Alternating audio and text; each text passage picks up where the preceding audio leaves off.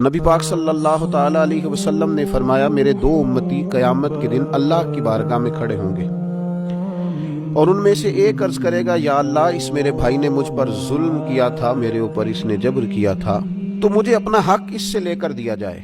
تو حضور علیہ الصلوۃ والسلام فرماتے ہیں اللہ تعالیٰ اس شخص سے فرمائے گا کہ اپنے بھائی کو اس کا حق دو۔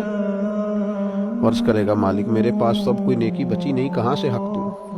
تو اب وہ جو مدعی ہے جو دعویٰ کر رہا ہے کہ میرا حق اس سے لے کے دیا جائے، وہ عرض کرے گا مالک پھر میرے گناہ ہی اس پر ڈال دیے جائیں۔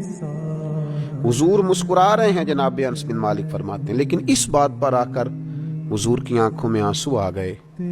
نبی کریم صلی اللہ تعالی علیہ وسلم فرمانے لگے وہ بڑا ہولناک دن ہوگا قیامت کا۔ لوگ اس دن تلاش کریں گے کہ کوئی ایسا شخص ہمیں ملے، ضرورت محسوس کریں گے کہ جو ہمارا بوجھ اٹھائے۔ اب وہ شخص عرض کرتا ہے مالک میرے پاس تو کوئی نیکی نہیں ہے اور یہ کہہ رہا ہے میرے گناہ ہی اس پر ڈال دیے جائیں۔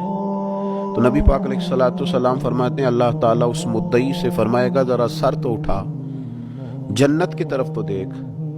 تو وہ جنت کی طرف سر اٹھا کر دیکھے گا اور دیکھ کر عرض کرے گا مالک میں ایک چاندی کا شہر دیکھ رہا ہوں جس میں سونے کا محل بنا ہوا ہے، ہیرے جواہرات سے مرصع ہے وہ محل۔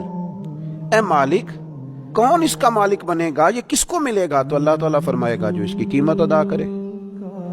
تو عرض کرے گا مالک اس کی قیمت کون ادا کرے گا؟ تو اللہ تبارک و تعالیٰ فرمائیں گے تو بھی اس کا مالک بن سکتا ہے۔ تو بڑے تجسس سے بڑے شوق سے عرض کرے گا مالک میں کیسے مالک بن سکتا ہوں؟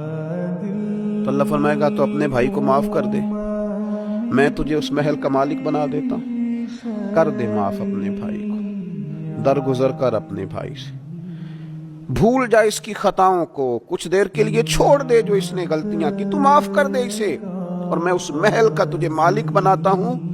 نبی پاک صلی اللہ تعالی علیہ وسلم ارشاد فرماتے ہیں وہ فوراً عرض کرے گا مالک میں نے اپنے بھائی کو معاف کیا۔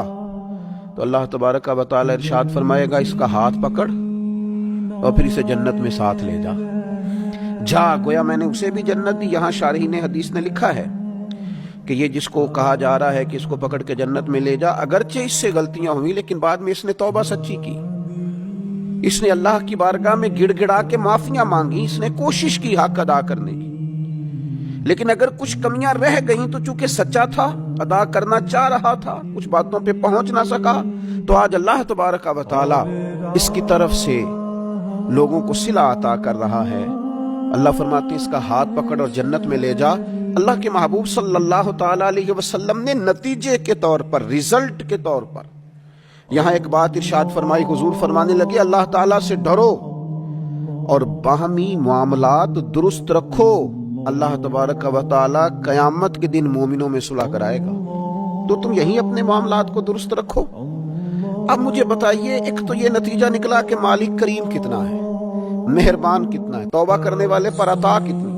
دوسرا حضور کی علم و حکمت کی اس گفتگو سے سمجھیے کہ اللہ درگزر کرنے والے کو عطا کتنا کرتا ہے، اور پھر یہ بھی دیکھیے کہ صلح کرانا کتنا مقدس کام ہے۔ دو بھائیوں کو ملا دینا، قریب کر دینا، روٹھے ہوں کو ایک دوسرے کے قریب کرنا کتنا عظیم کام۔